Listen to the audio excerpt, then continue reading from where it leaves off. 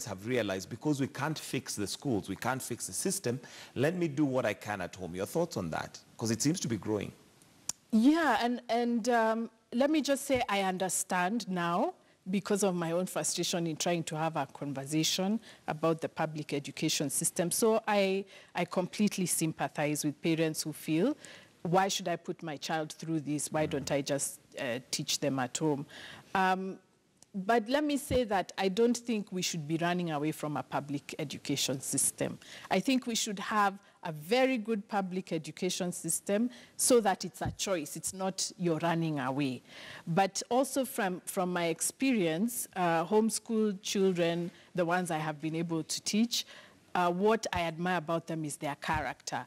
They are not exam focused like the people who come out of the other schools. They are very confident, and even when they don't do very well, they don't feel that it's a personal judgment of them. They just say, you know, this is class, it ends here.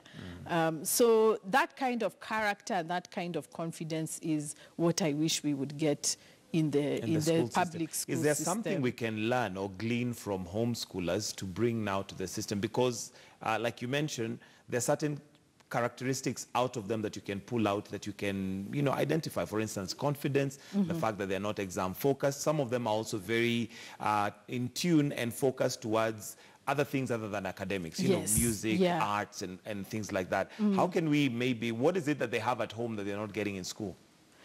I think it's this exam results that has destroyed the public school system, and I'm including even the private schools that do 844. And also, what homeschooling does is that it says, even if you don't understand 2 + 2 today, even if you understand it in 2 years, it's fine. It's fine. But now what this chronological system does is that it says, if you don't understand 2 + 2 in standard 1, you cannot go to standard 2. I think we need to be more open to the fact that some people may never master 2 + 2 until they're 25. And then when it clicks, it just becomes wonderful. You know, they start seeing new things. People will not all understand things at the same time in the same year. And I think that's the point that we are missing in the school system. Let people learn, even if they don't do well, as long as we teach them well, that's the point. I always give an example of one of my mathematics teachers. I had a good time in school. One of my mathematics teachers, she taught me despite me not getting maths, and I didn't pass in her class. I started passing maths 2 years later. So imagine if she had given up on me when I was in Form 2.